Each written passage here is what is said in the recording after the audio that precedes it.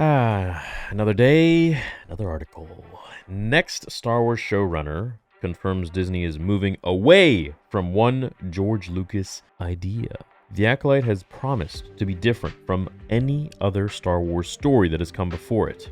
And showrunner Leslie Headland recently confirmed that means moving away from one of George Lucas's central ideas about the Force. As more details about The Acolyte are confirmed, it is becoming clear that the upcoming Star Wars show will completely change the franchise in a number of ways. The Acolyte is set to change the Star Wars timeline by depicting High Republic era in live action, but will also shift a much more fundamental part of the franchise, how the Force is understood. Remember how George wanted to make a sequel trilogy based on the Force, and then he changed his mind, wanted to go, with Darth Maul and all that? Maybe we'll get that in this one by Leslie Headland.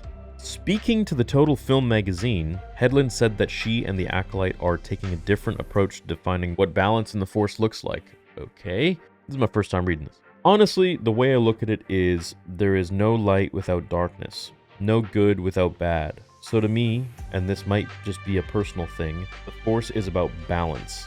It's not just a Marvel superpower. The Force sensitive aren't using telekinesis because they're special, powerful people. It's because they've achieved balance. As Yoda says, my ally is the Force, so the idea of a separation from that was really interesting. If you are unbalanced, the Force cannot protect you. So here's the thing about this that I want to add, or you take from it what you will. The Force doesn't serve you. It depends what side you choose. It depends how you choose to use the Force. If you're a Darksider, you bend the Force to your will. And this is why the Jedi fell, is because they started to bend the Force to their will by using it for politics and to serve the Senate, which was run by Palpatine. That's why.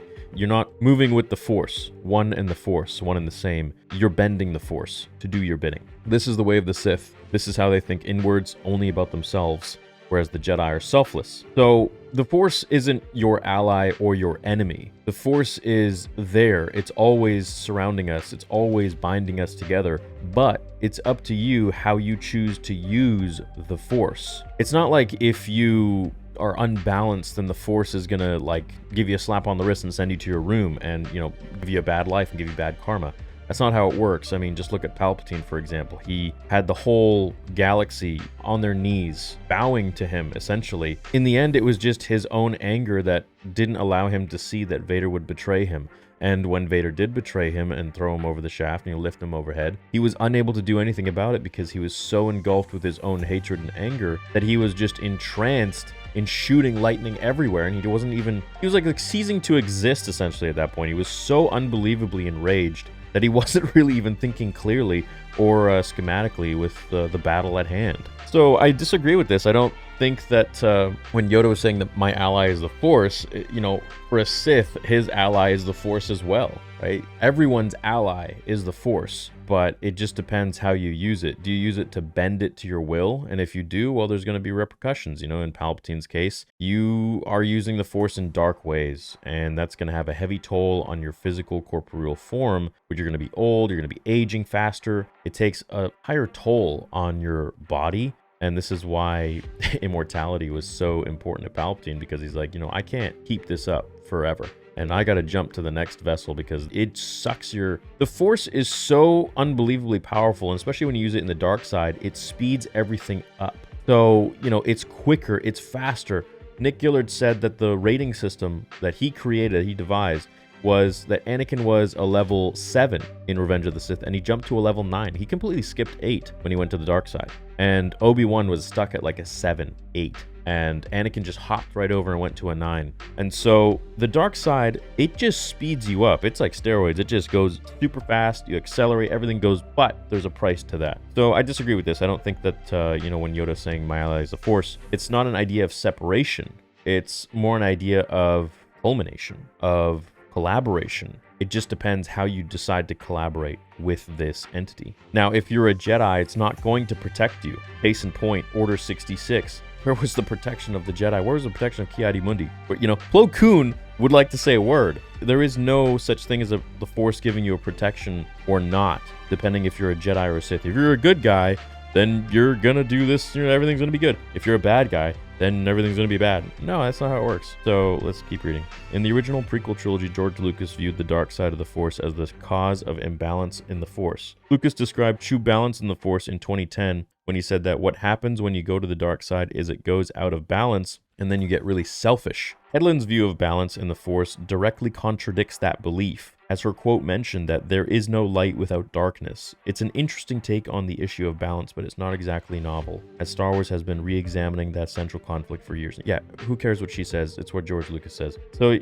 my understanding of the Force is also from the originals and from the prequel trilogy. It's that, like what George said, it's funny that they wrote this, it depends on how you use it. And you can absolutely go out of balance, not from using the dark side, but from using the dark side by becoming unbelievably entranced in your own hubris and becoming too arrogant and too cocky and too selfish. I want to take, give me everything. And I am number one. I am going to be the biggest. I'm going to be the best.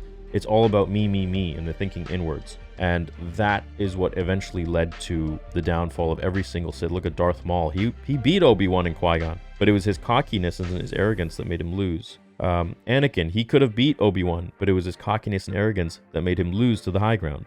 Palpatine, he could have beat Vader. He could have beat Luke, but he was toying with them, and in the end, he was too engulfed in his rage to really know what to do in that moment. He could have caused a Force storm. He could have pushed Vader away from him. He could have sent his Force lightning. He could have just sent it through the back of his body and just crushed Vader like that. But he didn't, because when you go into the dark side, you become so high on your own farts, essentially, that you're just like unbelievably entranced with this level of power. And it eventually leads to your downfall. But it's not the Force itself that's slapping you on the wrist or anything like that or causing an imbalance. Now, as for the Force, there's no light without darkness. I don't know. I don't really agree with that. I think that you can have light without darkness. I think maybe they're just shades of light. Maybe it's not pure white. Maybe there's going to be some grays. But I don't think that you have to have darkness if there is light. In some instances, yeah, okay, that's, balance. But it's not like you have one prominent light figure and just as equal amount in the darkness. I don't think that exists. I don't think that's correct. So that seems like something to promote the Acolyte show, but I don't agree with that. So since Lucas stepped away from Star Wars and Disney took over, the idea of balance in the Force is now much more about mastering both light and dark, and it can be seen in several different areas of the franchise. One of the main areas it was displayed in the sequel trilogy through Rey and Kylo's Force dyad, a connection light and dark. Lucas's interpretation of the Force shouldn't have given them special powers for blending both sides. It should have weakened them both by causing imbalance. I don't know about weakening them. This article too, I don't really agree with a lot of what's written. Another great example of Disney's new definition of balance comes from Ahsoka. In The World Between Worlds, Ahsoka was visited by Anakin. The main difference in Anakin's portrayal there was that he had grown significantly by balancing both sides of his identity, his strength in the light as Anakin with his strength in the dark as Vader. The idea of balancing both sides of the Force isn't entirely new, though, as George Lucas' definition of balance seemed to be evolving just before his departure from the franchise. Lucas was directly involved with Star Wars: The Clone Wars, and introduced the Mortis Gods, three powerful and ancient Force users. The Mortis Gods, and particularly the Father, represented very different views of the Force, one where light and dark had to live in harmony. With neither side overtaking the other, that arc marked a major shift in Lucas's thinking about balance. And it didn't mark a major shift in Lucas's thinking. Those are like three people in the entire galaxy of Star Wars that are like that. And they're kind of just embodying one being the balance, one being the dark, one being the light. And that's really it. It doesn't like shift Lucas's thinking in any sort of way. It just kind of embodies what the Force sort of kind of is, that there are different uses of it. Those are my thoughts on this, on the shift in where they're taking the Force, and what Leslie Headland's idea of the Force is. I suppose we'll understand more once the show is out, and I can't wait to have more of a discussion about it. Hope you guys have a great day. Make sure to go to theorysabers.com, and I will see you all in the next one. Until then, remember, the Force will be with you always.